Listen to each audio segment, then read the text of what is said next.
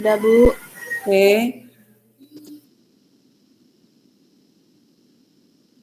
Nih, sampai sini ya kita kemarin. Sampai sini, tapi kita akan mulai ke sini sekarang ya.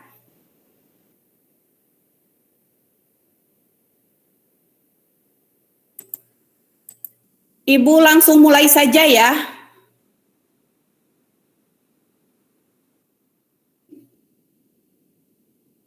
Ya, jadi kemarin sudah dibahas bahwa beberapa hal yang bisa dikatakan sebagai mulai dari filosofi, kemudian pengertian, kemudian bagaimana itu yang disebut safety, bagaimana yang disebut bagian dari health-nya. Nah, kemarin ini sudah dibahas bahwa safety lawan atau safety vs health itu bisa safety hazard itu dari mekanik, elektrik, kinetik, substansi, kemudian yang health hazard itu bisa dari secara fisik, semikal, biologik, ergonomik, psikososial. Ini kemarin sudah dibahas. Nah, sekarang semua itu ternyata tidak selalu berjalan mulus. Jadi selalu ada hambatan. Dan hambatan itu bisa datang dari masyarakat pekerjanya itu sendiri, bisa juga datang dari pengusaha. Seperti apa yang dimaksud hambatan itu datang dari masyarakat, dari si pekerja itu sendiri, yaitu di mana si pekerja itu tidak menuntut hal-hal yang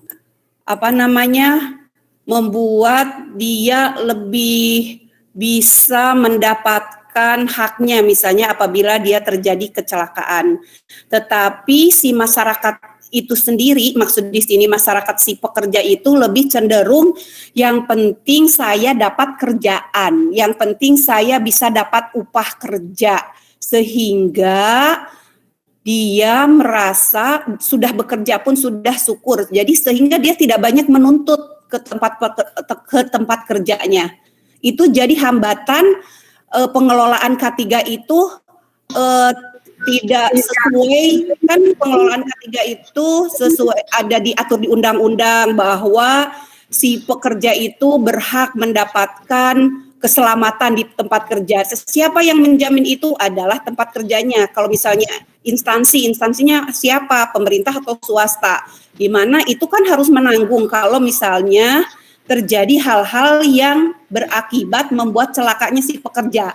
Nah, tetapi hambatan itu bisa terjadi dari si pekerjanya itu sendiri.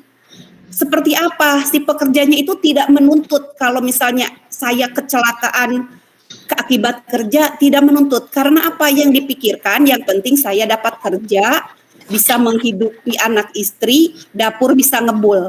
Ya, sehingga akhirnya hal seperti itu bisa dijadikan peluang bagi pengusaha untuk tidak memberikan kewajibannya ke si pekerja dalam hal memberikan supaya amannya si pekerja dari kecelakaan kerja. Bisa dipahami nggak? Nah, itu sebagai hambatan dari siapa? Dari masyarakat si pekerja itu sendiri. Nah, ini biasanya hal-hal seperti ini terjadi pada pekerja-pekerja yang mungkin bukan di kelas yang bekerja di tempat bukan di kelas yang bekerjanya di perusahaan besar, yang mana kalau perusahaan besar sudah disampaikan di awal, seringkali memang sudah dia mempunyai atau terkelolanya sistem manajemennya ya, termasuk manajemen K3-nya. Nah, hal-hal yang bisa jadi hambatan ke pekerja itu mungkin seperti halnya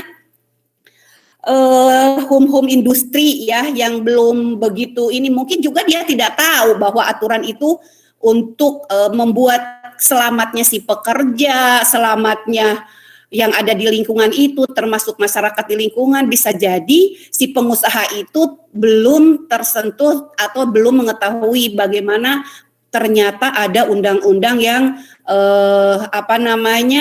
melindungi si pekerja. Nah, jadi di samping si masyarakat si pekerjanya itu sendiri, dia tidak ada kecenderungan untuk protes, untuk meminta apa haknya dia kalau dia terjadi kecelakaan, karena yang ada di pikiran si masyarakat si pekerja itu adalah yang penting saya punya kerjaan, dapat upah, bisa menghidupi anak istri. Cukup itu. Jadi itu merupakan hambatan. Hambatannya ini datang dari masyarakat si pekerja itu sendiri. Karena dia tidak terlalu memikirkan, oh saya harus dapat ini terkait dengan apabila dia terjadi kecelakaan kerja.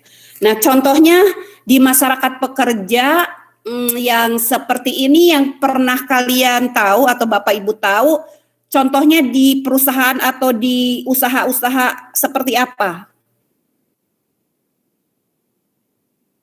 Ya, misalnya yang kemarin dicontohkan Kiki ya, rumah makan yang dia juga belum tentu, ya misalnya pekerjanya itu yang misalnya lugu aja nggak memikirkan dia harus dapat apa-apa kalau dia dalam kondisi terjadi kecelakaan kerja, nah seperti itu ya. Atau ada bisa yang memberikan contoh lain, misalnya terkait apa yang bisa jadi contoh sebagai bentuk hambatan dari si masyarakat atau dari si pekerja itu sendiri terhadap pengelolaan K3 yang memang sudah ada. Ada yang bisa memberi gambaran lain nggak? Selain yang Ibu sampaikan tadi sudah bisa dimaksud nggak? Apa maksudnya yang Ibu sampaikan itu sudah bisa dipahami gitu, bahwa hambatan itu ternyata bisa datang dari masyarakat si pekerja sendiri. Ya, Mas Heri Sujito contohnya seperti apa yang lain, misalnya dari bidang apa gitu yang akhirnya dia ya cukup, dia yang penting untuk hidup sehari-hari dia terpenuhi aja gitu. Nah, yang bekerja di bidang apa yang masyarakatnya tidak terlalu banyak protes ke pengusahanya atau ke yang punya perusahaannya, sehingga bisa jadi dari sisi pengusaha itu jadi dimanfaatkan supaya dia tidak banyak memberikan keluar uang untuk ngurusin hal seperti itu. Contohnya dari hal lain apa? Di bidang pekerjaan apa yang bisa dicontohkan? Siap.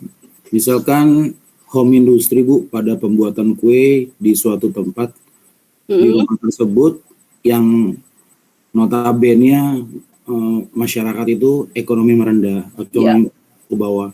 Kemudian mereka ingin bekerja, tidak memikirkan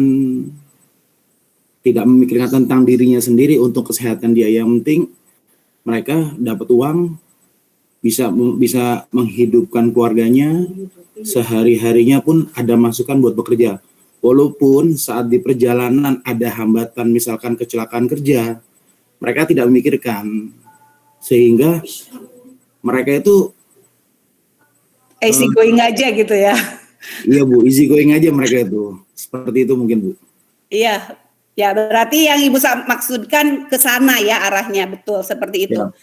Nah, seringkali dengan pikiran atau masyarakat yang ini biasanya dari pekerja yang ke bawah ya, ekonomi ke bawah ya biasanya ya, yang penting saya dapat upah hari ini untuk supaya anak istri makan hari ini. Intinya seperti itu.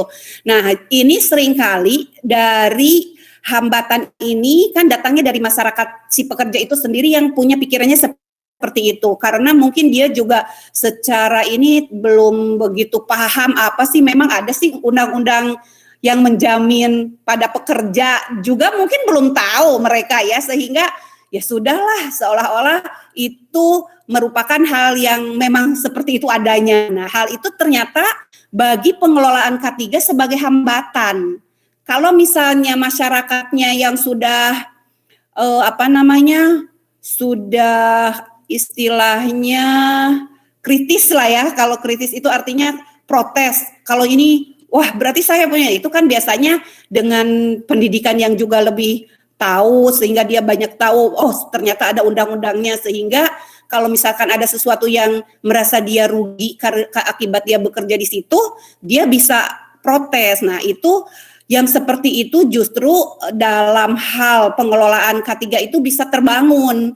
Nah, tetapi K3 itu bisa menjadi terjadi hambatan apabila masyarakatnya hanya berpikiran seperti yang tadi dicontohkan oleh Mas Heri ya. Kemudian berikutnya dari segi si pengusaha, ini si pengusaha kayak semacam ambil kesempatan. Oh, dia masyarakat pekerjanya juga tidak protes, ya sudah. Jadi seolah-olah seandainya pun ini si pengusaha itu orang paham ya, orang pendidikannya misalnya cukup tinggi sampai sarjana. Tetapi karena tidak ada tuntutan dari masyarakat, jadi dijadikan peluang untuk dia tidak mengeluarkan uang, walaupun dia tahu bisa jadi dari pengusaha itu sebagai menekan penghematan biaya produksi karena pekerjaannya juga dia tidak protes, ya sudah gitu. Nah, itu merupakan hambatan dalam pengelolaan K3 dari sisi si pengusaha gitu ya. Jadi hambatan itu bisa dari si pekerja itu sendiri, bisa jadi yang dari si yang punya usaha. Jadi kayak merupakan kesempatan, ya sudah nggak diprotes ini gitu. Akhirnya ya jadi ini yang disebut hambatan dari pengelolaan K3. Jadi bisa dari masyarakat dan bisa jadi dari si pengusaha itu sendiri. Berikutnya, faktor-faktor ancaman resiko kecelakaan kerja. Nah, jadi ancaman itu artinya potensi ya. Jadi kalau bicara ancaman itu potensi. Potensi itu datangnya dari ada resiko. Resiko itu artinya sesuatu yang apabila kita jalani bisa jadi sesuatu itu terjadi hal buruk ataupun hal baik. Nah, itu resiko. Resiko itu merupakan yang harus sudah kita tahu karena kalau kita udah nyemplung misalnya, contoh Ibu kalau sudah Ibu nyemplung jadi pendidik, jadi dosen, berarti di situ ada hal baik dan ada juga hal yang pressure dari Ibu sebagai dosen. Apa misalnya hal baiknya? Ya Ibu bisa memberikan insya Allah ya transfer ilmu. Semoga ilmu itu bisa bermanfaat. Tentunya dari tiap periode kan Ibu terus ketemu anak-anak muda yang ini kan mereka terus akhirnya bekerja. Semoga apa yang Ibu sampaikan itu jadi diingat sehingga apa yang Ibu sampaikan itu bisa jadi ilmu yang bermanfaat. Nah, intinya ke sana itu hal baiknya. Hal-hal yang bukan tidak baik ya, kurang baik bagi diri Ibu bisa jadi pressure bagi dosen itu terkait mau naik pangkat pun sangat sulit, beda dengan reguler. Seperti apa? Harus ngumpulin pak, harus bikin jurnal, harus pengabdian masyarakat, pokoknya tridharma perguruan tinggi harus terpenuhi. Itu baru. Nah, itu resiko Ibu. Oh, harus kalau udah nyemplung di sini berarti ya contohnya juga kalian radiografer. Kalau sudah nyemplung di radiografer bisa jadi resiko-resiko terpapar radiasi yang akhirnya bisa berpotensi menjadi suatu penyakit akibat kerja kan bisa terjadi. Tapi itu resiko itu kan harus kita jalani. Tetapi dari resiko itu potensi-potensinya itu harus minimalkan supaya apa? Potensi tadi tidak terjadi sehingga kita bisa aman dalam bekerja. Nah, seperti itu. Nah, di sini Ibu bisa menyampaikan faktor-faktor ancaman dari risiko kecelakaan kerja itu dimulai dari si tenaga kerjanya. Tenaga kerja kemudian dalam bekerja dia harus memikirkan keselamatannya. Seperti apa? Ya dia harus aware terhadap dirinya. Berarti kalau dia bekerja di tempat yang mempunyai resiko, contohnya kita di radiasi, berarti harus apa yang harus dilakukan? Ya berarti kita harus strict atau harus patuh gitu ya dalam penggunaan alat pelindung diri. Ya itu artinya sebagai tenaga kerja yang bekerja di tempat yang mempunyai resiko dan resiko itu bisa diminimalkan dengan cara apa? Kita patuh terhadap menjalankan keselamatan bagi diri kita pribadi. Contohnya apa? Ya kita harus patuh misalnya melakukan atau memakai alat pelindung diri apabila kita akan melakukan misalnya membantu pemeriksaan yang ada di ruangan yang jelas-jelas, misalnya kita akan melakukan fluoroskopi atau kita akan membantu tim dokter melakukan pemeriksaan angiografi, di mana di dalam pemeriksaan itu kan secara jelas-jelas kita ada di dalam ruangan yang berpotensi terpapar radiasi. Nah, itu berarti kita harus patuh dalam hal si tenaga kerjanya ini untuk menjaga keselamatan kerja atau keselamatan dalam bekerja, dia harus menggunakan APD atau alat pelindung diri. Kemudian tenaga kerja terhadap alat, salah satunya alat-alat yang dipakai. Alat-alat ini bisa ke APD-nya, bisa juga ke alat radiasinya yang harus contohnya ya, kita karena di radiologi, pesawatnya tadi, apakah alat itu benar-benar aman untuk kita bekerja? Seperti apa kalau misalnya bahwa di dalam suatu ruangan pemeriksaan harus ada misalnya bukti kalibrasi yang terkontrol. Misalnya setiap 1 tahun, 2 tahun, atau 3 tahun itu terserah bagaimana di pengelolaan di rumah sakit itu dan bagaimana menurut aturan Bapetennya. Jadi artinya dari alat pun harus kondisi aman.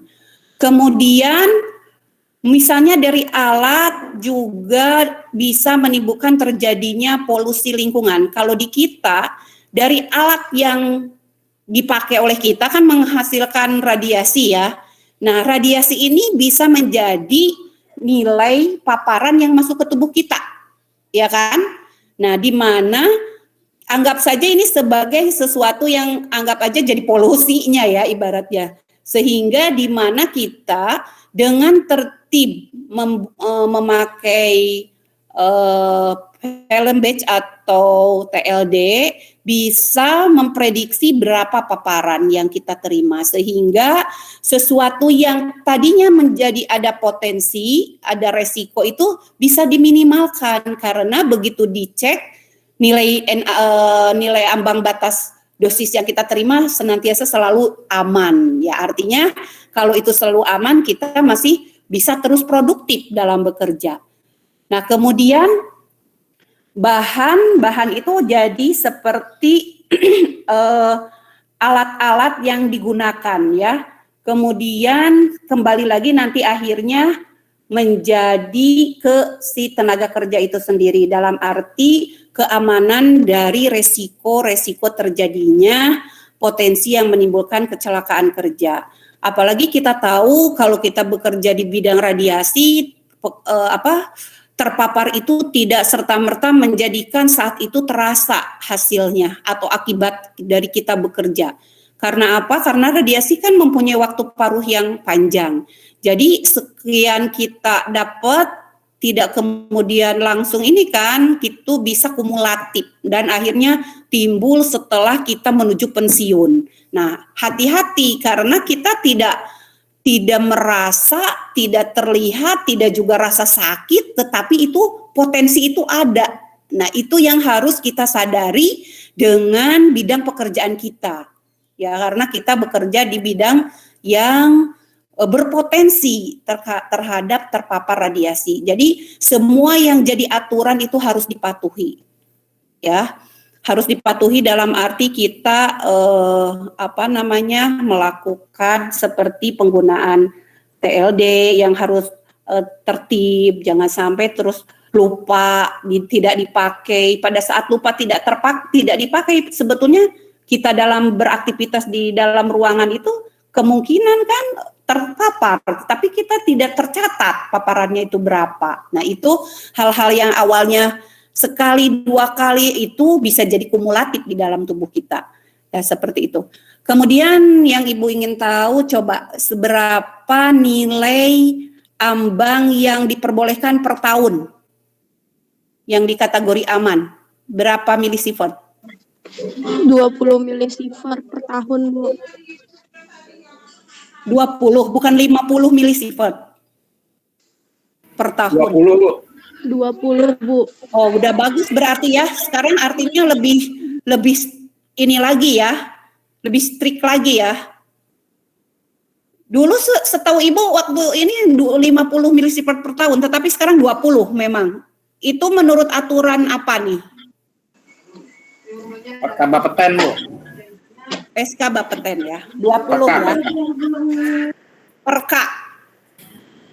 Perka Bapeten. Iya, Bu.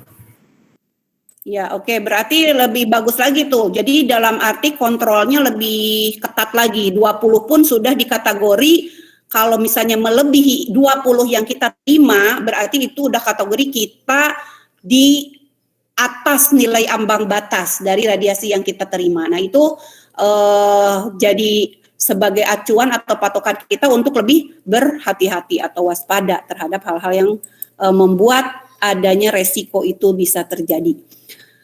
Berikutnya, Undang-Undang Nomor 1 Tahun 70 tentang Keselamatan Kerja. Di sini pada pasal 3 ayat 1 memuat 18 butir syarat K3. Dan ini harus diimplementasikan di setiap tempat kerja. Artinya diimplementasikan itu dilakukan ya, terkait syarat K3. Syaratnya seperti apa saja? Coba yang dari manajemen mungkin bisa memberi gambaran sebelum diterangkan. Lalu Ferry.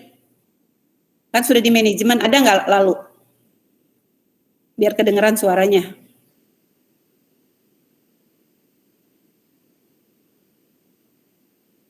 Nggak ada? Atau Mas Heri Firdaus, ayo Mas Heri. Heri lagi nih, tadi Heri Sujito, sekarang Mas Heri Firdaus. Syarat dari K3 yang dilakukan di tempat kerja apa saja? Di tempat kerja Mas Heri yang sudah mengimplementasikan K3-nya, seperti apa? Iya, Ibu. Nah, Ferry sudah berkecimpung di manajemen kan? Iya, Bu, baru 3 Ya. bulan. Coba beri contoh terkait manajemen rumah sakit bahwa syarat dari di setiap tempat kerja itu harus memuat 18 butir syarat K3 dan itu harus diimplementasikan, artinya harus dilakukan di setiap tempat kerja. Salah satunya syaratnya apa? Boleh. Sirkulasi udara, Bu, pada ruangan. Terus? Ergonomi kerja pada saat duduk. Ya, terus? Apa lagi ya? Pencahayaan juga termasuk. Ya. Pencahayaan, suhu ruangan, kelembaban. Betul. Terus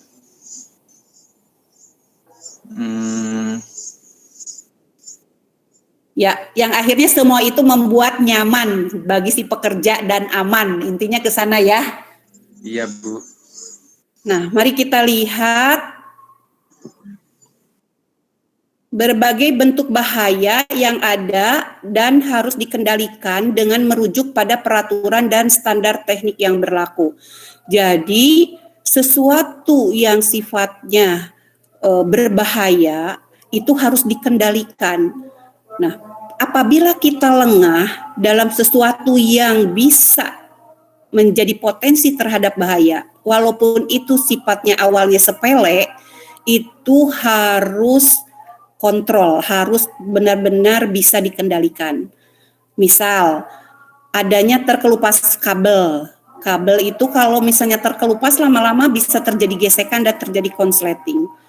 Nah, meminimalkan hal itu paling enggak, misalnya sebelum diganti paling enggak bisa direkayasa. Direkayasa itu seperti apa? Misalnya dibalut dulu dengan lakban dengan apa? Solatip hitam yang untuk listrik.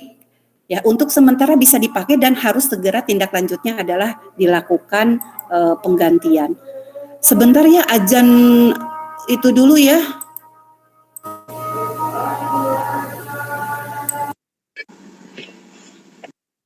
Sebentar Ibu dengerin azan dulu ya. Siap, Bu. Ya, Bu. Baik, Bu.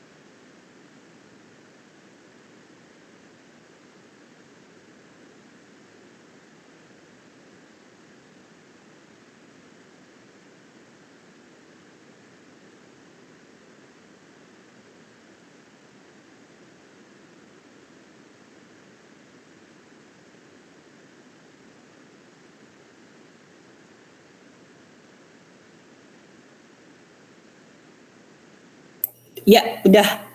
Kita mulai lagi ya. Kecelakaan adalah akibat dari rangkaian sebab akibat. Setuju ya? Nah, kecelakaan itu akibat dari rangkaian sebab. Dari sebab jadi ada akibat. Nah, ini berlaku yang disebut dengan domino effect. Jadi domino effect itu bermula dari adanya sumber bahaya. Sumber bahaya itu kemudian abai. Dari abai itu terjadi biasanya insiden, ya. Insiden jadi eksiden jadi ada korban. Jadi apabila sesuatu hal yang awalnya sepele, mungkin bisa diberikan contoh? Ya, karena ini kita ngajarnya sama orang-orang yang expert, Ibu ngajarnya sama orang-orang hebat, jadi bolehlah dari kalian juga bisa memberikan gambaran untuk temennya. Siapa? Silakan yang bisa memberikan gambaran dari yang dimaksud dengan domino effect. Silakan, siapa?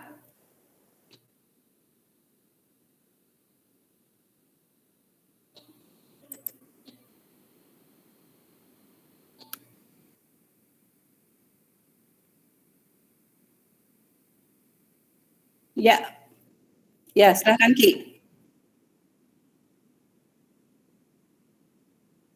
Ya, boleh.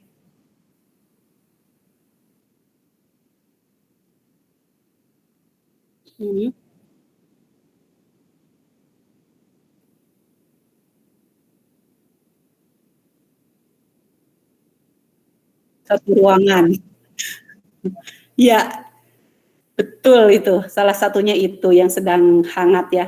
Dan sebetulnya sampai sekarang pun belum berakhir ya. Sebetulnya masih tetap ada kan kondisi sekarang ini, tetapi sudah mereda. Dan mereda itu jangan lengah. Ya kan? Masih ada tuh yang gugur karena sakit terpapar itu. Tetapi memang secara ini sudah turun ya ininya, karena kan dibantu juga dengan ikhtiar vaksinasi sehingga pengen cepat terbentuk herd immunity. Tetapi itu semua tidak boleh lengah. Artinya apa? Potensi itu masih ada. Virus itu benar-benar belum jadi kan ini masih pandemik, belum jadi endemik kan, masih tetap membahayakan secara global kan. Ya. Oke ya, contohnya seperti itu. Atau dicontohkan di bagian radiologi, seperti apa? Satu lagi deh yang memberikan contoh. Sampai bisa terjadi kerugiannya, misalnya penyakit akibat kerja. Atau yang terkait di rumah sakit, efek domino atau di radiologi khususnya kalau memang lebih detailnya. Dari ke alatnya atau ke apa, coba. Ada yang bisa memberi contoh? Mbak Dian? Oh ya, boleh silakan. Izin Bu, izin sedikit memberikan contoh aja. Ya. Misalkan pada kabel yang ngelewer Bu, di antara jalan kita sebagai radiografer aktivitas. Sehingga kabel tersebut... Itu suka terjadi nggak hal seperti itu?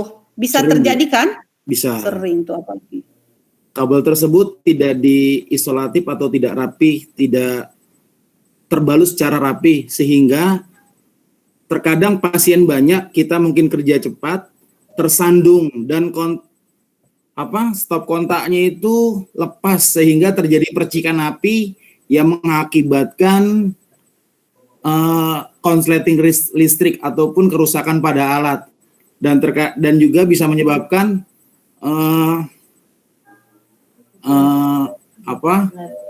konsleting listrik itu bisa menyebabkan alat rusak, pasien tidak terselesaikan pemeriksaan, enggak sampai ke situ. Kerusakan pada alat karena percikan apinya terjadi konsleting listrik, dan kedua itu juga bisa mengakibatkan terhadap radiografer karena percikan api atau semburan api Bu, yang sehingga terkena ke kulit atau kulit radiografer. Demikian, Itu Bu. pernah terjadi, ada ya kasus kayak gitu ya? Pernah, Bu. Iya, dan tidak menutup kemungkinan ya. Ya, kebenaran juga waktu itu ada teknisi kami saat memperbaiki terkena percikan api, hanya tangannya aja yang terkena, Bu, sehingga langsung dibawa ke UGD. Ya. Demikian. Ya, artinya sebetulnya potensi-potensi yang sudah terlihat itu harus segera ditindaklanjuti. Karena keburu lupa, aktivitas kita banyak dalam hal mengerjakan pasien, akhirnya ya terjadilah yang tadi resiko potensi akhirnya jadi accident ya, atau jadi itu dulu awalnya sebelum masuk ke accident dia ada kontak dulu atau yang disebut dengan istilahnya apa sih, bukan accident tadi Ibu yang bilang tadi apa tuh, lupa Ibu juga. Ada lupa udah deh. Oke, berikutnya pengertian dari kecelakaan kerja. Jadi kecelakaan kerja itu adalah kejadian yang tidak diduga sebelumnya yang dapat mengakibatkan gangguan terhadap suatu proses pekerjaan yang telah direncanakan dan disertai timbulnya korban atau kerugian yang sudah disampaikan Mas Heri Sujito barusan itu ya, persis itu adalah sebagai bentuk kecelakaan kerja. Karena kan tidak diduga, juga kita tidak menginginkan tiba-tiba itu terjadi. Nah, sebetulnya kalau kita semua aware terhadap hal-hal yang jadi potensi, kemudian segera ditanggulangi, itu bisa meminimalkan atau menghilangkan resiko terjadinya kecelakaan kerja. Oke, berikutnya sumber bahaya. Jadi kecelakaan kerja itu berawal dari adanya sumber bahaya. Sumber bahaya itu bisa berupa hajat, yaitu bahaya potensial yang telah ada. Bahaya potensial yang telah ada itu misalnya hajatnya itu apa?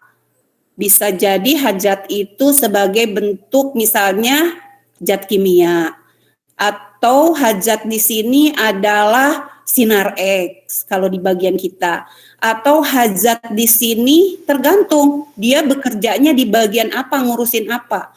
Kalau misalnya dia ada di teknisi mesin, hajatnya dia bisa tertimpa benda keras misalnya. Kemudian kalau misalnya dia itu sebagai pegawai proyek, apa dia sebagai sopir, sesuatu hal yang menjadi atau bahaya potensial yang telah ada itu bisa timbul jadi sebagai sumber bahaya. Jadi pertama runutannya ini hajat, kemudian danger, peluang bahaya yang sudah tampak. Nah dari hajat, kemudian hajat itu kan adanya potensi ya, potensi misalnya hajatnya sinar X. Peluang terkena sinar X kalau kita tidak patuh, tidak menggunakan APD dengan benar. Kemudian dari peluang itu menimbulkan adanya risk atau risiko. Risiko itu prediksi tingkat keparahan bila terjadi bahaya. Misalnya, kalau misalnya di tempat kita ya, di radiografer, di kalangan radiografer, risiko itu kalau kita bicara hajatnya sinar X, peluangnya karena kita tidak menggunakan APD dengan benar, risikonya itu belum tentu langsung kelihatan ya, karena Ibu sampaikan bahwa kalau resiko apa sudah pernah ada yang terlalu banyak kena sinar X terus jadi pusing-pusing? Ada nggak yang pernah ngalamin seperti itu? Oh kok jadi mual? Oh tadi saya ikut pemeriksaan angiografi terlalu lama di dalam. Pernah nggak ada yang ngalamin seperti itu? Pernah. Siapa? Boleh bicara. Saya Bu pernah waktu melakukan tindakan prosedur kontras di ruang fluoroskopi itu kalau tindakan dengan dokternya, kadang dokternya itu suka ini sendiri kan menggunakan fluoroskopi sendiri, dan sedangkan saya ada di dalamnya itu suka agak lama gitu nginjek itunya Bu nginjek pedalnya ya, itu. Pas itunya ya men-short. Jadi dia tuh terus-terusan kayak gitu Bu, kadang tanpa jeda. Kalau saya kan masih bisa, maksudnya ngontrol karena takut itu radiasi bahaya, jadinya Betul, itu dokternya apa nggak tahu ya? mungkin tahu Bu, cuman karena pengen cepat mungkin jadinya. Oke, ya. Iya, Bu, begitu. Terus pulang keluar dari ruang pemeriksaan mual-mual, pusing. Enggak, kalau mual jauh pusing aja Bu. Iya. Nah, berarti itu dalam hal kalau kita umpamakan bahayanya itu sinar X, peluangnya kita misalnya terlalu lama terpapar walaupun kita sudah APD ya, sudah pakai apron ya, tetapi kita pakai kacamata Google enggak misalnya, kan sesuatu hal itu bisa jadi terpaparnya itu masuk kemana-mana ya, radiasi sekundernya tadi. Itu menjadi resikonya tadi misalnya jadi pusing. Kemudian dari pusing itu bisa muncul terjadinya insiden ya, yang tadi Ibu lupa itu insiden ya. Jadi bisa jadi munculnya kejadian yang berbahaya. Bisa jadi pusingnya tadi misalnya membuat jadi dia kesandung atau hal yang berbahaya lah, misalnya lebih hal yang serius. Kemudian kejadian aksiden yang terakhir itu kejadian bahaya yang disertai dengan adanya korban. Kalau Ibu ambil contoh ya, secara lebih aplikasi benar-benar di kehidupan apa yang kita sebagai tenaga radiografer yang notabene kita itu menggunakan listrik ya.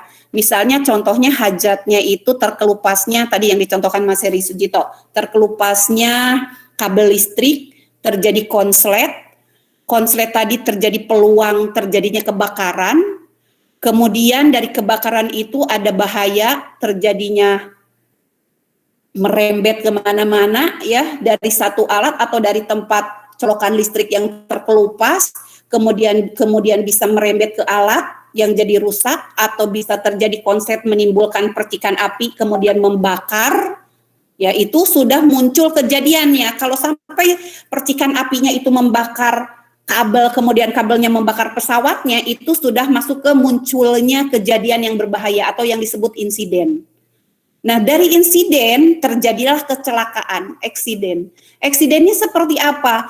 Dari percikan api, hajaknya tadi dari kabel, kemudian terjadi percikan api itu sebagai peluang karena terkelupasnya sehingga terjadi percikan api, kemudian menjadi resiko adanya kebakaran, kemudian kebakaran itu sudah bisa membakar alat, misalnya alat ronsennya, dari alat ronsennya kemudian membakar ruangannya, dari ruangan satu ke ruangan lain, akhirnya satu gedung. Itu bisa terjadi, itu sudah namanya eksiden. Eksiden itu sudah kecelakaan yang akhirnya menimbulkan terjadinya korban, baik itu korban ke benda ataupun ke orang. Nah, itu sudah terjadi kecelakaan yang disebut eksiden. Nah, apabila misalnya kejadiannya itu benar-benar sampai fatal, itu artinya sudah bencana. Ya, bukan kecelakaan lagi. Kalau kecelakaan udah lebih besar lagi itu jadi bencana. Bencana itu misalnya sampai yang luka bakarnya sampai jadi cacat, kemudian yang hidup jadi sampai meninggal, kemudian gedung yang tadi utuh berdiri udah sampai tinggal bangkainya. Nah, itu sudah kategori bencana. Bencana itu sudah lebih besar dari suatu kejadian kecelakaan. Kalau kecelakaan itu kan timbulnya korban, baik itu korban ke benda hidup, ke orang yang hidup ataupun ke benda atau barangnya, itu kecelakaan. Tetapi apabila kecelakaan itu sudah benar-benar meluas, artinya sudah sampai korbannya itu sampai meninggal, kemudian cacat, kemudian gedungnya juga udah sampai tinggal bangkainya, artinya tinggal puing-puing, nah itu udah kategori bencana. Runutannya seperti itu ya. Oke, next. Kemudian kita lihat dari 3 penyebab atau basic penyebab terjadinya kecelakaan, yaitu pertama dari poor management, safety policy dan decision. Jadi artinya lemahnya dalam hal memanage keselamatan ya sebagai suatu hal yang harusnya benar-benar dipatuhi, tetapi karena kontrolnya lemah itu bisa menimbulkan terjadinya ini ya accident. Kemudian dari personal faktor human error, misalnya terlalu lelah, mencet salah, apabila kita misalnya sebagai radiografer, apalagi misalnya harus melakukan pemeriksaan dengan CT scan atau MRI, kita salah mencet juga bisa mengakibatkan terhambatnya suatu pemeriksaan ya. Atau misalnya di radioterapi, kita salah ngeset berapa radiasi yang harus diberikan pada penyinaran pertama. Salah mencet karena kita faktor lelah, itu kan sudah jadi personal faktor ya yang bisa menyebabkan terjadinya accident atau yang disebut human error. Human error itu bisa jadi pemicu hal yang menurut dia awalnya karena ngantuk-ngantuk, ternyata jadi hal besar yang akhirnya bisa jadi kecelakaan besar ya. Kemudian dari lingkungan, faktor lingkungan contohnya seperti apa? Lingkungan yang tidak kondusif, kemudian peralatan alat-alat yang tidak segera dibenahi apabila ada sesuatu yang menjadi hambatan, diabaikan, ini kemudian menjadi di lingkungan itu jadi ngerasa tidak kondusif dalam ini, sehingga akhirnya bisa ke sini juga nih, ke accident. Atau yang dari lingkungan faktor, kalau personal faktor jelas ya itu bisa sangat bisa itu terjadi, menimbulkan terjadinya accident. Kemudian kalau dari mental secara yang lebih mengena banget itu seperti apa ya? Ada bisa yang memberikan contoh?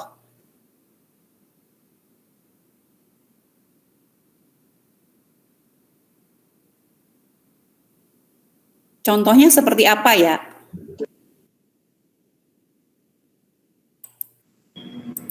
Ya, Mas Angri Ihsan mungkin? Kalau dari faktor lingkungan kayak contohnya semodel apa semacam? Iya boleh aja ya. Bentuk bangunannya tuh yang enggak sesuai gitu Bu. Misalkan jalanannya nggak dikasih biasanya kan kalau di rumah sakit itu ada karet yang misalnya terlalu licin ya, temboknya tidak ada gerigi-gerigi untuk menahan ini troli atau bed pasien ya, itu bisa jadi pemicu itu dari faktor lingkungan. Oke ya, seperti itu. Berikutnya, ini ternyata bisa jadi ada direct, ada indirect nih penyebabnya ini bisa menjadi tidak amannya suatu yang dilakukan itu bisa datangnya secara langsung dan tidak langsung. Dan tidak amannya unsafe condition. Jadi menimbulkan tidak amannya kondisi itu bisa jadi dari yang langsung dan tidak langsung. Dan semua ini bisa menjadi potensi dari terjadinya accident atau kecelakaan. Nah, kecelakaan ini bisa jadi merupakan personal injury atau property damage. Ya, contoh personal injury seperti tadi yang dicontohkan Mas Heri Sujito. Misalnya si teknisi tadi terkena percikan api sampai terjadi luka bakar di tangannya. Berarti terjadi kecelakaannya itu ke personal. Nah, kemudian kalau disebut property damage itu artinya kecelakaan tadi sudah sampai membakar propertinya. Entah itu alatnya, entah itu ruangannya, entah itu gedungnya. Nah, itu udah kategori accident yang terjadi, kecelakaan itu bisa menimbulkan kerugian sampai ke propertinya juga ikut. Ya, kalau tadi personal injury bisa jadi hanya kena percikan saja. Atau bisa jadi karena terjadi kecelakaan, kemudian dia loncat dari ketinggian sekian, terjadi patah tulang. Ini masuknya ke personal injury. Tetapi kalau sudah property damage itu sudah ke alatnya atau ke ruangannya, di mana bisa jadi satu gedung itu terbakar, itu udah ke properti yang kecelakaan itu bisa jadi sampai menjadi kerugian sampai ke bangunannya atau ke propertinya. Berikutnya, penyebab dan akibat dari kerugian itu pertama dari lemahnya kontrol. Kemudian lemah kontrol bisa jadi sebab dasar, kemudian misalnya ya lemahnya kontrol itu program tidak sesuai, standar tidak sesuai, kepatuhan dari pelaksanaan tidak dilakukan, itu artinya lemahnya kontrol. Jadi yang cuek gak pakai APD didiamkan, kemudian tidak memenuhi SOP misalnya harus seperti apa nih SOP pada waktu mengerjakan pasien didiamkan, artinya itu namanya lemah kontrolnya, sehingga lemah kontrol ini bisa menimbulkan terjadinya akibat dari lemah kontrol ini bisa menimbulkan terjadinya kerugian. Kerugiannya berupa apa? Yaitu tadi berupa kecelakaan. Potensi-potensi tadi jadi terjadi kalau kontrolnya lemah. Karena apa? Karena tidak ditegur, karena nggak diberikan pemahaman bahwa itu semua bisa menjadi potensi terjadinya kecelakaan. Nah, itu artinya supaya suatu tempat kerja itu bisa benar-benar aman, tentunya kontrolnya pun harus kuat, tidak boleh lemah. Artinya orang-orang yang apalagi di tempat-tempat yang potensi tinggi ya, benar-benar kita harus strength dan strict dalam mengawasinya. Ya, artinya potensi itu harus ditiadakan kalau bisa. Potensi-potensi itu tidak hanya diringankan atau tidak hanya minimalkan, tetapi benar-benar harus terkendali. Dalam arti terkendali itu ditiadakan potensi tadi, gitu kan? Kontrolnya berarti harus kuat. Sesuatu yang menimbulkan potensi-potensi itu segera cepat ditanggulangi, sehingga hal-hal itu bisa segera ditanggulangi dan tidak berakibat menjadi kerugian. Kerugian itu akhirnya bisa tidak bekerjanya radiografer kalau rumah sakitnya terbakar, ya kan?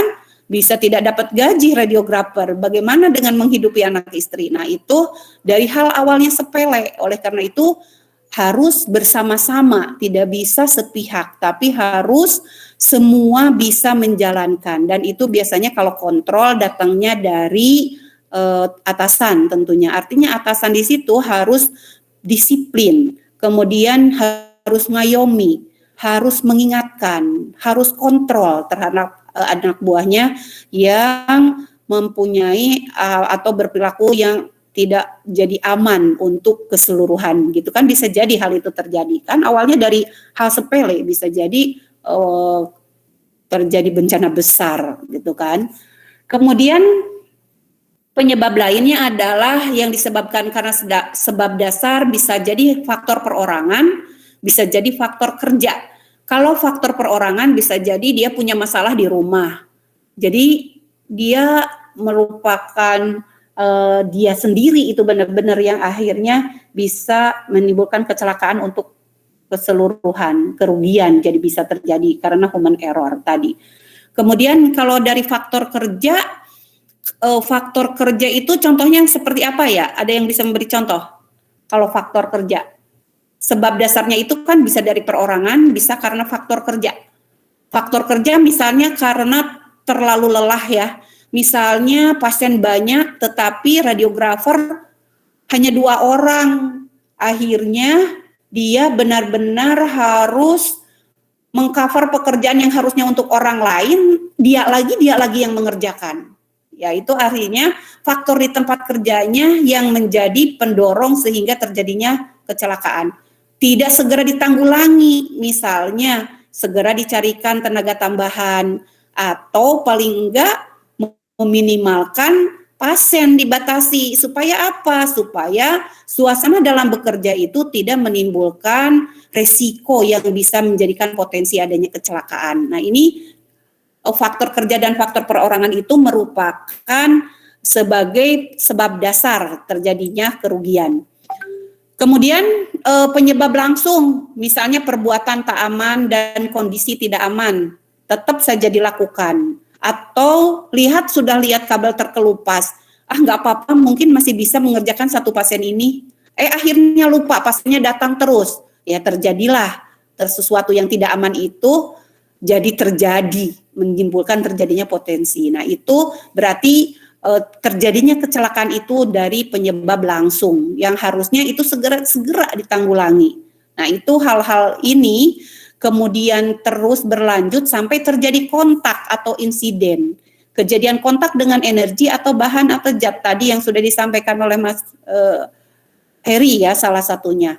Atau misalnya terjadi kontak, selain kontak itu yang dicontohkan Kiki juga bisa jadi sebagai akhirnya dari ketidakpatuhan, dari kontrol kurang dari atasan, anak buah tidak pakai masker, misalnya dalam kondisi sekarang diabaikan, tidak pakai APD, misalnya dalam hal menangani pasien COVID tidak level 3. Nah, kontrolnya itu ternyata lemah, padahal itu akhirnya membuat satu orang itu terpapar jadi akhirnya semua sampai terjadi kontak ke yang lain. Nah, ini disebut dengan insiden, kejadian kontak dengan energi atau bahan atau zat yang langsung.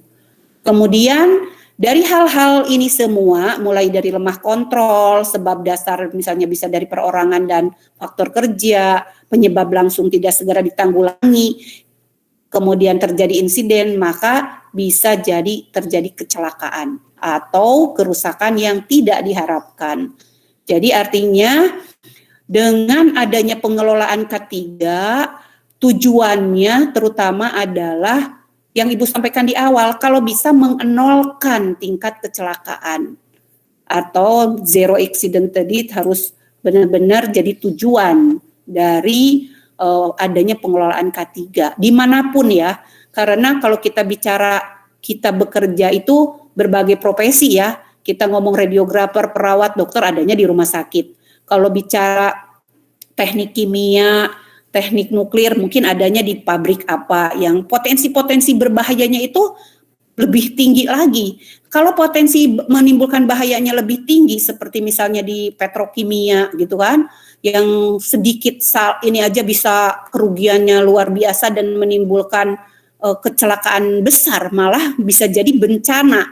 Maka kontrolnya itu benar-benar harus sangat-sangat benar-benar kuat kontrolnya. Jadi tidak boleh lengah, tidak boleh sedikit pun memberikan peluang. Nah itu apalagi untuk di tempat-tempat yang benar-benar potensinya bisa menimbulkan terjadi kecelakaannya itu sangat besar atau luar biasa sampai bisa disebut kategori bencana. Itu biasanya untuk hal-hal yang sangat luar biasa itu misalnya Pertamina, minyak, gas, petrokimia, itu nuklir, itu benar-benar yang pengawasan atau kontrolnya itu benar-benar harus semua tahu, patuh bahwa di situ potensi resiko bahayanya itu sangat tinggi. Sehingga orang itu benar-benar jangan sampai lengah, intinya seperti itu ya. Karena bahayanya sangat luar biasa. Oke, berikutnya penyebab dan akibat kerugian. Tadi yang sudah disampaikan, contoh-contoh yang ada di bawahnya, yaitu lemahnya kontrol, penyebab dasar, penyebab langsung, menjadi insiden jadi kerugian berupa kecelakaan. Kemudian, lemahnya pengendalian ini diakibatkan dari apa? Pertama, program yang tidak sesuai, standar tidak sesuai, kepatuhan terhadap standar tidak sesuai. Ini penyebab dan menjadi akibat terjadinya kerugian. Kerugian ini dalam arti sampai terjadinya kecelakaan akibat kerja atau kecelakaan di tempat kerja. Penyebab dan akibat kerugian ini secara faktor pribadi itu misalnya kemampuan fisik dan psikologi tidak layak.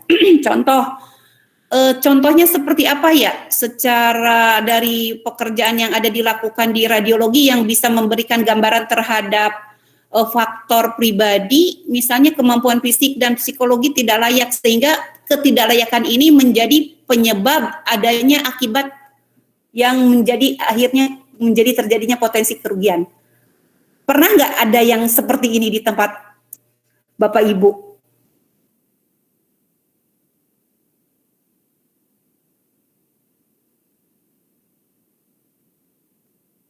Boleh nih dari keseluruhan ini nih, dari faktor pribadi sehingga akhirnya menjadi penyebab dan penyebab itu jadi ada akibat. Akibat itu jadi terjadi kerugian. Ya, Pak Dedi Junaedi, ayo, seperti apa? Ya Bu. Ya, beri contoh. Boleh dari yang mana aja nih, dari yang faktor pribadi. Saya pikir kalau di konteksnya di pribadi perorangan yang bekerja di rumah sakit, faktor pribadi ini saya pikir terminimalisir di ini ya Bu, di saat rekrutmen itu kan. Jadi saya pikir tidak mungkin pihak HRD meluluskan personil untuk bekerja di satu tempat tersebut, tapi kemampuan fisiknya di bawah rata-rata gitu. Ya, itu yang pertama. Iya, apalagi kalau misalkan rumah sakit itu tuh sudah menerapkan standar internasional atau standar yang tinggi yang mengharuskan personilnya itu punya kemampuan yang lebih baik dibanding dengan rumah sakit lain misalnya gitu. Ya, misalnya sudah ngacu ke ISO 9000 gitu kan berarti atau dia kalau ada di tempat kami sudah standar GCI misalnya gitu Bu. Oke, ya. Yang ISO udah dulu ya, udah ketinggalan. Sekarang Bu, udah GCI ya. GCI Bu. Oke. Kemudian yang kedua, dari faktor pribadi ini bisa jadi loh stres mental terjadi dalam suasana orang itu sudah bekerja di situ.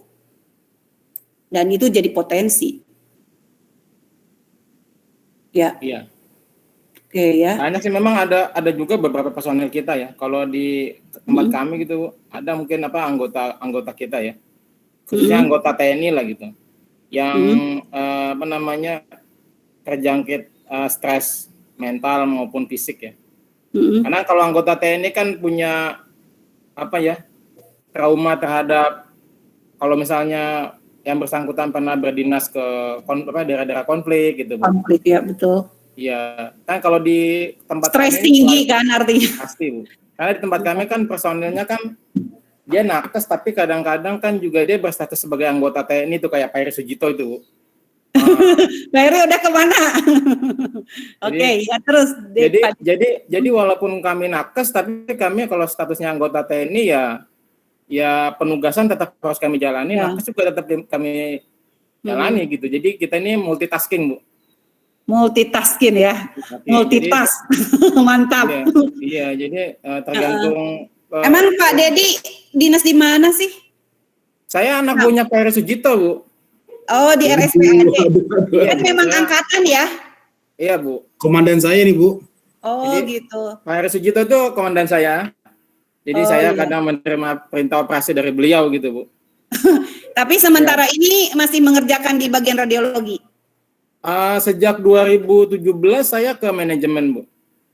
Oh, paham dong kalau ke manajemen terkait kayak gini-gini. Enggak Bu, kalau di tempat kami kan yang ngurusin tentang masalah K3 itu ada unitnya Bu, unit casing. SMK3 ya, SMK3 Iya. RS. Betul, kalau saya kebetulan di bagian yang sama sekali nggak ada kaitan sama radiologi. Nah, biasanya SMK3 itu dibentuk dengan mengambil dari bagian-bagian sebagai perpanjangan nanti kalau misalnya ada sesuatu yang harus disampaikan. Biasanya dari radiologi ada yang diambil untuk di lingkup SMK3 sana. Jadi sebagai entah itu sebagai anggota, sebagai apa, enggak seperti itu. Jadi biasanya diambil dari tiap bagian sehingga apabila ada sosialisasi atau apa aturan-aturan yang memang untuk detailnya pengen tahu si manajemen SMK3 itu apa kendala-kendala yang bisa menjadikan meminimalkan resiko-resiko itu kan taunya dari orang radiologi. Nah, itu biasanya ada yang diambil kan personel-personel itu. Kita ada pokjanya Bu. Ada pokja tentang itu biasanya memang betul diambil dari beberapa unit kerja ya. Ya, betul. Tapi kebetulan saya sana 2017 sudah nggak di radiologi lagi. Kalau Pak Heri mungkin masih di sana Bu. Tapi kalau Heri mungkin juga karena jadi apa ya? Di radiologi itu setahu saya karena saya pernah di sana itu juga jadi selain kami selain pelayanan ya, kami juga biasanya dapat tugas tambahan tuh kayak Pak Heri ini kalau nggak salah beliau ini di logistik ya Pak Heri ya. di Alkes beliau ini nanganin Alkes, jadi megang pasien juga, Alkes juga ada, jadi mulai megang pasien juga, dia ngomongin KISI juga, ada yang bagian lainnya pasien juga, tapi bagian pendidikan juga gitu. Nah, yang tentang unit testlingnya ini, K3-nya ini saya nggak paham siapa tuh Pak Riyadi kalau di radiologi. Nah, kebetulan ya, ada yang diambil nggak dari radiologi untuk memang membantu di manajemen khusus pengelolaan K3? Sementara tidak ada yang diambil, Bu. Hanya saja dari pihak K3-nya itu koordinasi saja, Bu. Koordinasi saja kira-kira apa keluhan-keluhan dari radiologi, sehingga nanti keluhan itu akan dijadikan satu dengan pihak testing, Bu. Seperti itu. Ya, biasanya kan memang untuk perbaikan itu datang dari masalah-masalah ya. Masalah-masalah dari tiap bagian itu nanti dikumpul, kemudian dibawa ke rapat manajemen, kemudian baru nanti dicarikan apa yang harus misalnya ini keluhannya dari radiologi ini pasien banyak banget tapi personalnya kurang. Akhirnya nanti dari bawa ke meja rapat SDM, solusinya apa ya. Biasanya seperti itu untuk keberlangsungan dan nanti pada akhirnya akan diterapkannya itu dalam bentuk misalnya sesuatu yang jadi kendala-kendala itu dimulai ditutup. Misalnya perbaikan alat, kurang personal sehingga rekrutmen kembali. Hal-hal itu kan memang tidak juga segampang kita perlu kemudian ada ya. Biasanya itu kan proses seperti itu.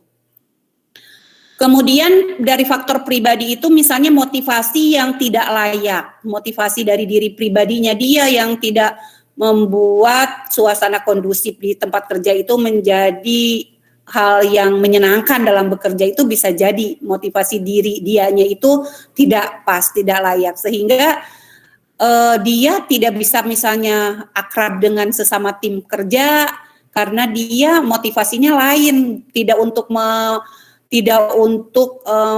membesarkan nama radiologi sehingga nama radiologi bagus, dalam kerjanya bagus, kebersihannya bagus, tetapi orang yang motivasinya tidak layak ini bisa jadi penyebab dari suatu korp itu menjadi adanya akibat yang merugikan. Jadi misalnya dalam penilaian, kan biasanya tiap bagian suka ada ya penilaian dari manajemen, ternyata dilombakan terhadap kekompakan apa-apa.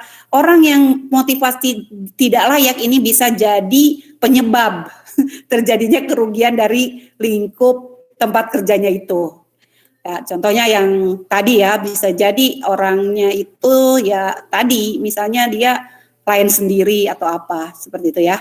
Kemudian penyebab dari faktor kerja, misalnya pengawasan atau dari kepemimpinan, kemudian dari tekniknya sendiri, dari pengadaan, dari kurangnya peralatan, dari maintenance yang tidak tertata maintenance-nya, misalnya tadi harusnya kalibrasi itu tepat 1 tahun sekali, ini udah 1 tahun setengah tidak di maintenance, alasannya masih bisa dipakai. Hal-hal ini ya justru bisa jadi penyebab pada akhirnya menjadi suatu terjadinya kerugian. Kemudian standar kerja yang tidak terstandar, misalnya standar kerjanya itu harusnya setiap radiografer ini dia melingkupi misalnya mencapai kerjanya satu hari itu berapa jam, kemudian dalam itu capaiannya apa yang harus dia dapat misalnya, sehingga semua ini menjadi bentuk dukungan untuk keseluruhan gitu ya. Kemudian salah pakai atau salah menggunakan alat bisa jadi penyebab terjadinya sesuatu yang tidak diinginkan. Oke, berikutnya perbuatan tak aman, kondisi tak aman. Kita sepakat sampai jam 4 ya. Bu.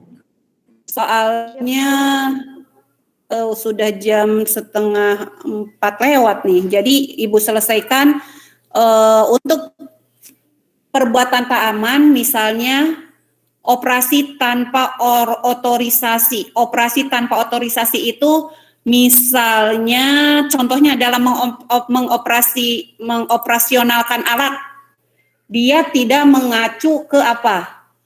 Operasi tanpa otorisasi. Mengacu ke misalnya, apalagi kalau alat itu jelas-jelas, apalagi alat-alat radiologi kan benar-benar ini dulu oleh vendornya ya, diajarin oleh vendornya ya. Jadi yang disebut operasi tanpa otorisasi, contohnya seperti apa ya kalau di radiologi? Ayo yang pada punya pengalaman di lapangan.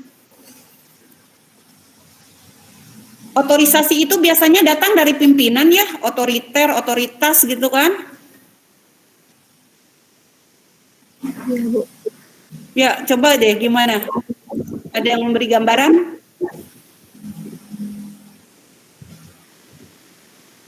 Kalau di radiologi seperti apa? Ya, Mbak Ana bisa memberi gambaran? Mungkin kalau dulu Bu, itu kan masih ada yang namanya operator ya. Dia tidak mempunyai otoritas untuk melakukan pemeriksaan radiologi sebenarnya. Nah, saya kurang tahu sih kalau sekarang ini, tapi dulu kan beberapa klinik, beberapa rumah sakit masih. Iya betul. Itu zaman saya sama saya mahasiswa tuh masih ada operator-operator. Iya, itu kan tidak mempunyai otoritas ya Bu untuk melakukan pemeriksaan radiologi. Atau mungkin misalnya kayak dokter juga ada kan dokter umum yang misalnya melakukan tindakan bedah begitu Bu. Mungkin seperti itu. Tapi kalau dokter umum bedah yang seperti apa dulu? Kalau bedah minor mah boleh-boleh aja. Misalnya dia terkena luka berapa jahitan, kan dokter umum. Tapi bedahnya mungkin bedah yang harusnya spesialis yang ngerjain, kemudian dokter umum coba-coba. Nah, itu bahaya. Ya kan? Tetapi kalau dokter umum melakukan operasi minor aja kan memang dia juga belajar, boleh. Mungkin itu masuk ke kategori, ada mungkin batasan-batasan yang mana lingkupnya hanya ini dan yang ini sudah kategori untuk yang lebih itu ya, mungkin seperti itu ya maksudnya. Kemudian gagal memperingatkan. Perbuatan yang tak aman ini gagal memperingatkan, artinya pihak dari pimpinan atau koordinator atau apa ya, sehingga anak buahnya cuek aja udah diperingatkan. Artinya gagal memperingatkan ini bisa menjadi terjadinya kerugian ya, penyebab dari terjadinya kerugian. Gagal mengamankan, kecepatan tidak layak, membuat alat pengaman tidak berfungsi, pakai alat rusak, pakai APD tidak layak, pemuatan tidak layak, penempatan tidak layak, mengangkat tidak layak. Nah, mengangkat tidak layak berarti masuk ke kategori ergonominya yang dilihat ya, berarti tidak sesuai secara melakukan aktivitas dirinya dengan alat itu tidak sesuai ya, atau yang disebut tidak ergonomis. Kemudian posisi tidak aman ini masuk dengan ergonomis tadi ya. Servis alat beroperasi tidak dilakukan, misalnya bercanda, main-main, mabuk, kemudian minum obat yang tidak diperbolehkan, gagal mengikuti prosedur, ini merupakan perbuatan yang tidak aman dari personal yang akhirnya bisa menjadi terjadinya penyebab terjadinya kerugian. Kemudian kondisi tidak aman, kalau tadi kan perbuatan tidak aman. Kondisi tidak aman misalnya pelindung atau pembatas tidak layak, APD kurang, APD-nya tidak layak, peralatan rusak, ruang kerja sempit, kemudian panas, pencahayaan redup, gitu kan. Itu berarti kondisi saat kita bekerja itu merupakan tempat yang harusnya aman-nyaman sehingga kita jadi semangat bekerja, kemudian kita bisa kondusif, kita nyaman, aman, dan terkendali sehingga tujuan akhirnya kan produktivitas meningkat.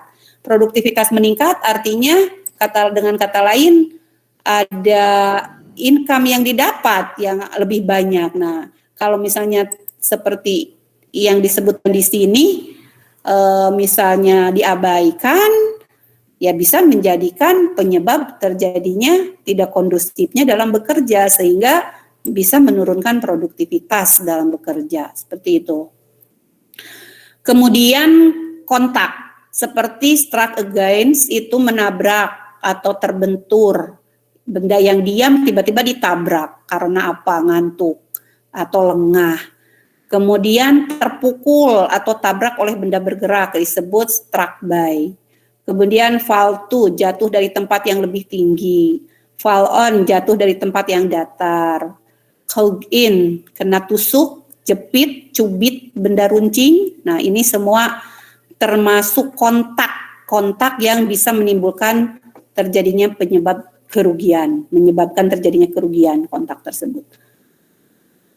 Kemudian manusia, peralatan, material, dan lingkungan, ini kan tadi awalnya dari lemah kontrol, penyebab dasar, penyebab langsung, insiden, ini kan semua adalah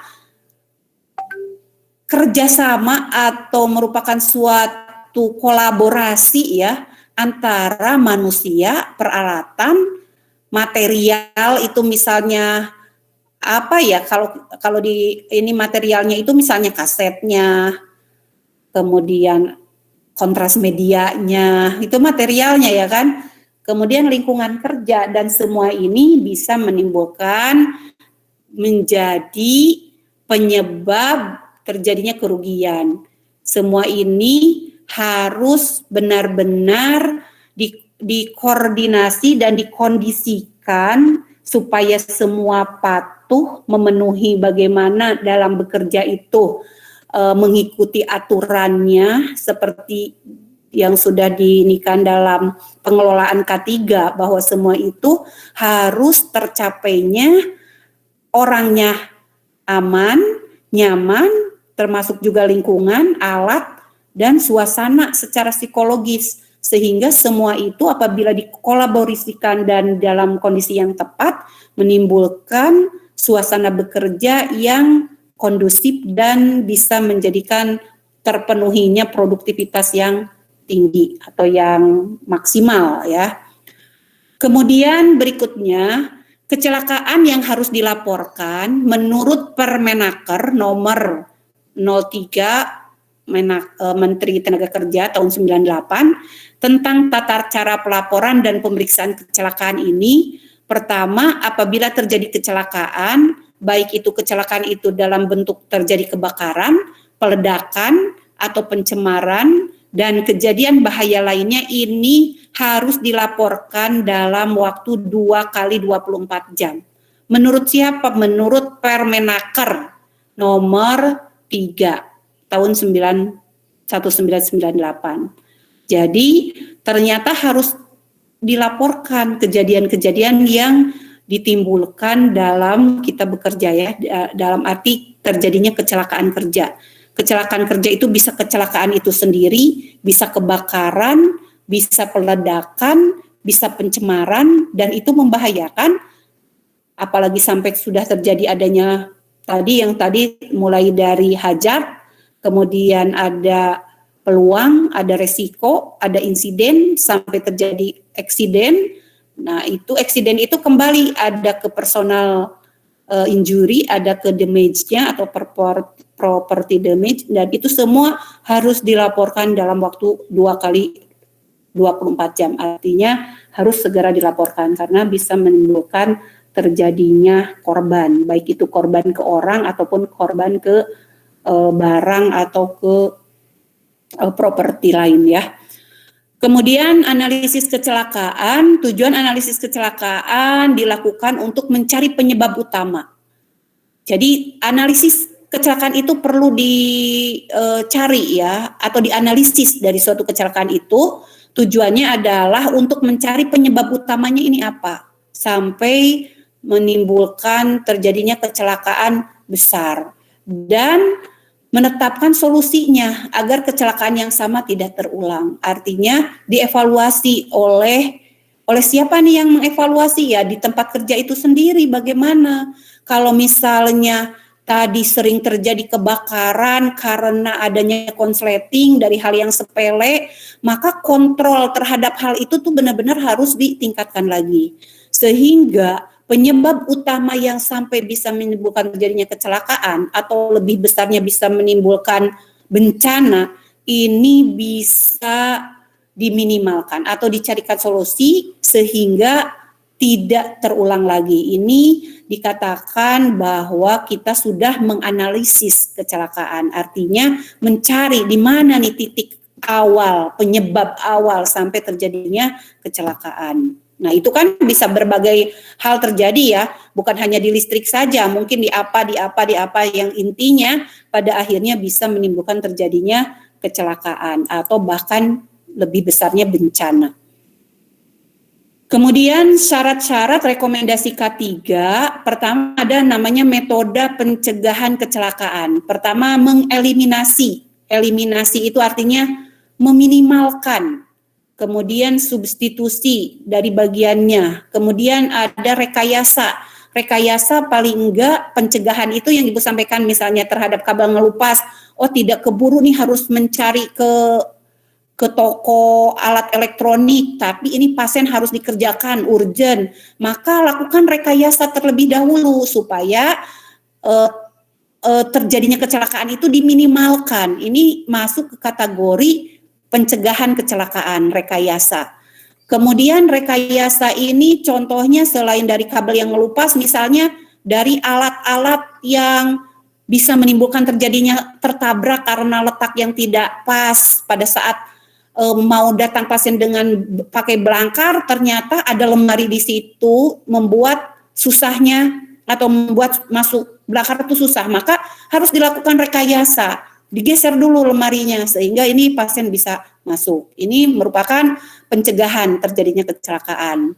Kemudian pengendalian administratif, kemudian syarat tersebut harus mencakup prinsip efektif dalam menghindari terjadinya kecelakaan, dapat dilakukan dan dapat dikerjakan dengan biaya yang murah, tidak mengganggu proses produksi dan pemeliharaan.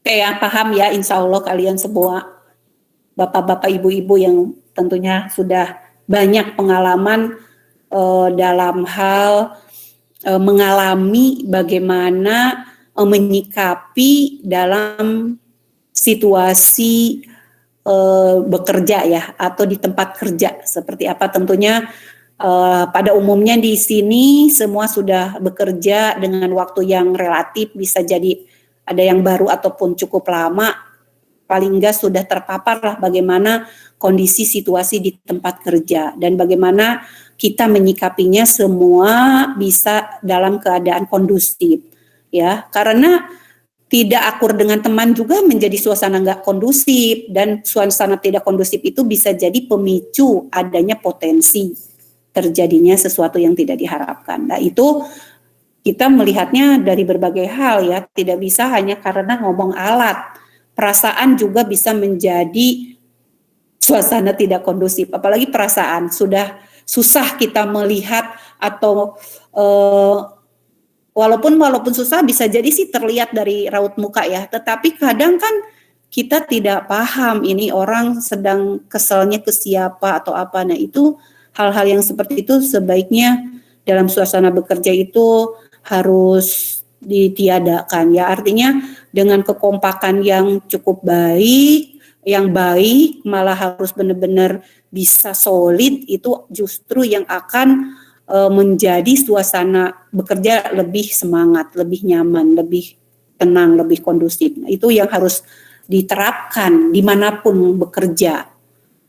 Berikutnya penerapan K3 berdasarkan Undang-Undang tahun 1970 bahwa polusi nasional K3 itu adalah Menteri Tenaga Kerja kalau di Indonesia, sehingga SMK3 itu rata-rata datangnya aturan-aturannya itu dari Departemen Tenaga Kerja karena dia banyak mengurusi masalah pekerja ya, karena Departemen Tenaga Kerjanya itu adalah orang-orang yang nanti mengeluarkan bagiannya ya khususnya, dan akan bekerja sama dengan anggota DPR tentunya ya, tetapi akhirnya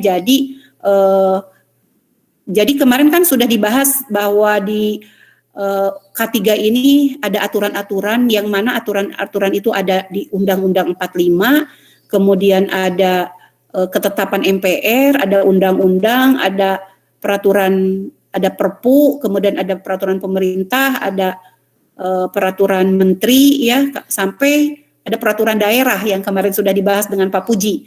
Dan semua itu yang ngarusin undang-undang dan aturan biasanya kan anggota DPR, tetapi kemudian karena Departemen Tenaga Kerja adalah yang ngurusin tenaga-tenaga kerja, maka banyak hal-hal yang terkait dengan tenaga kerja itu turunnya atau keluarnya dari Departemen Tenaga Kerja.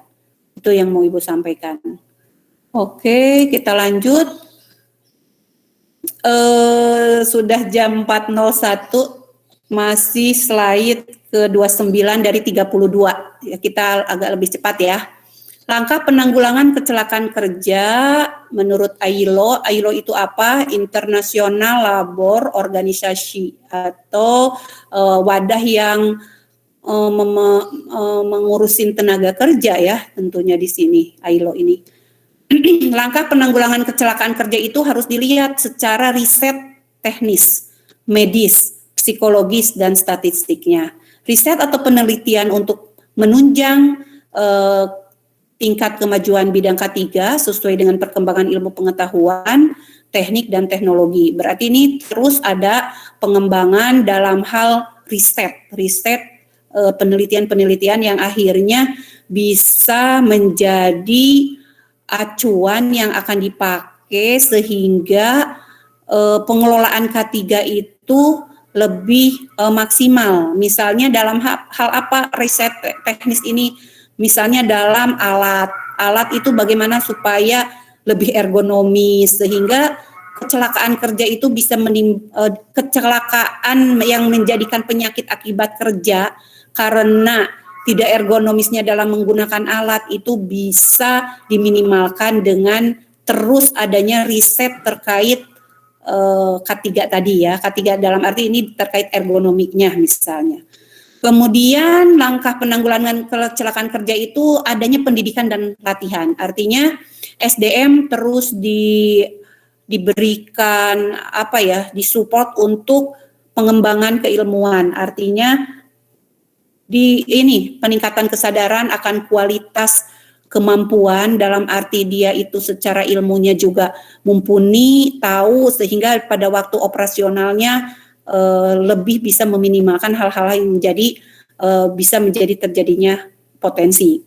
Kemudian dilakukan langkah penanggulangan itu secara persuasi, artinya persuasi ini cara penyuluhan atau pemberitahuan. Kalau misalnya secara global tidak bisa dengan hanya surat yang ditujukan ke masing-masing bagian bahwa aturan sekarang di rumah sakit ini pertama masuk kerja jam sekian sampai jam sekian, pergantian shift, bla bla bla bla, aturan-aturan yang harus dipenuhi.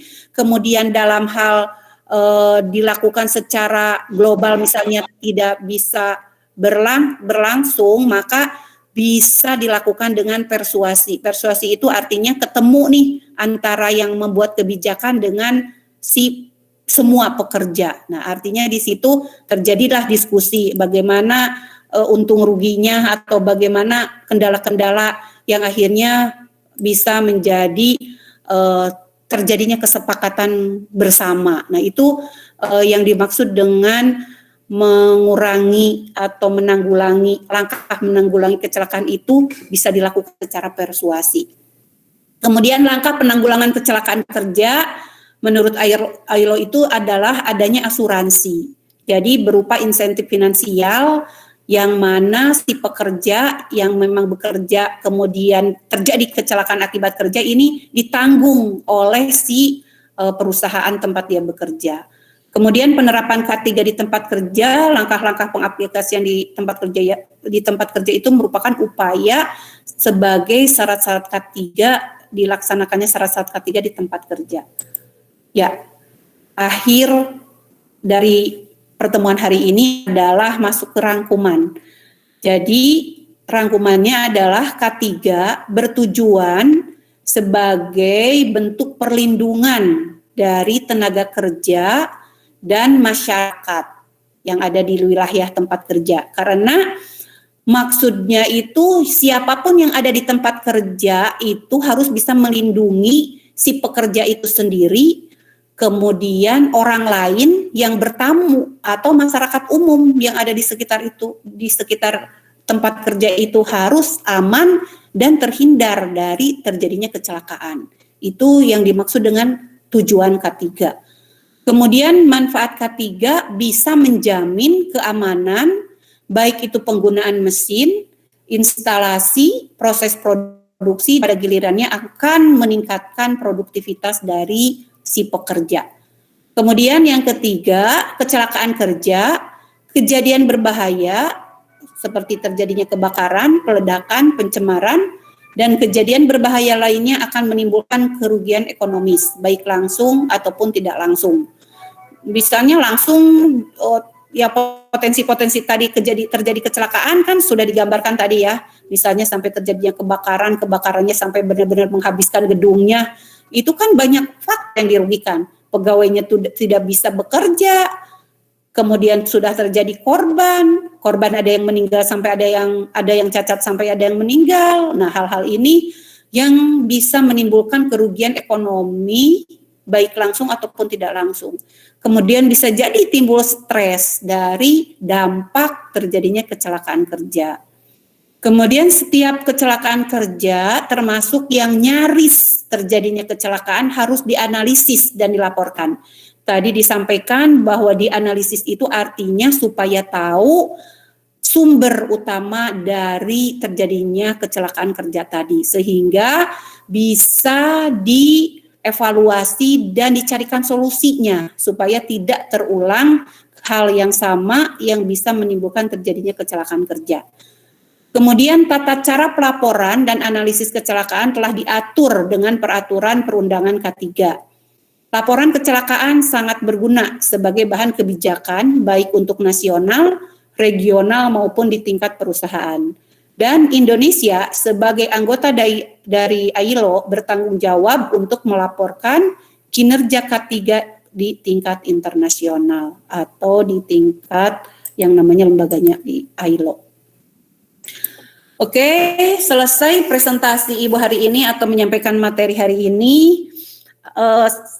Ada yang mau diklarifikasi ini? Sebentar, boleh kalau memang ada yang mau disampaikan atau cukup jelas dengan berikut contoh-contoh dan pengalaman dari Bapak Ibu semua yang sudah memberikan gambaran bagaimana di tempat kerja terkait bagaimana pengelolaan K3 dan seperti apa penanggulangannya. Ada yang mau diklarifikasi sebelum diakhiri? Kalau tidak, Ibu akhiri karena sudah jam 4.09 nih di komputer Ibu. Gimana?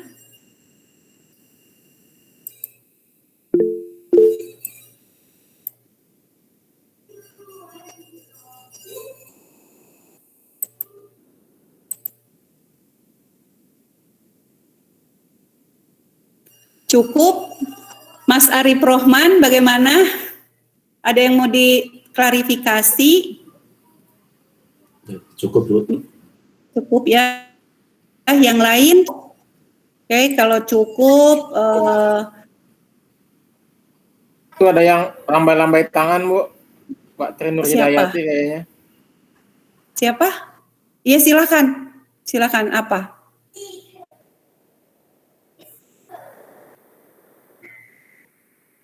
Mbak Trinur Hidayati. Kenapa Mbak Trinur Hidayati? Raise hand. Apa kepencet? Oke ya, kalau nggak ada yang mau diklarifikasi, Ibu akhiri pertemuan hari ini. Semua silakan buka kamera. Ibu ini dulu, Ibu dokumentasikan.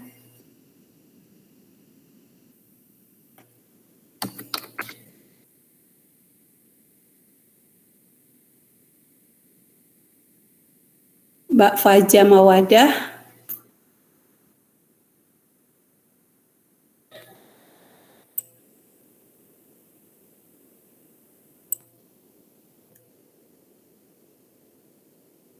Bentar. Simpan.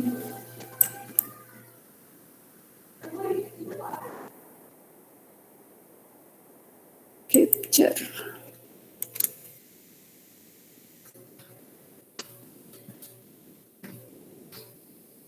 Hari ini tanggal 18 ya?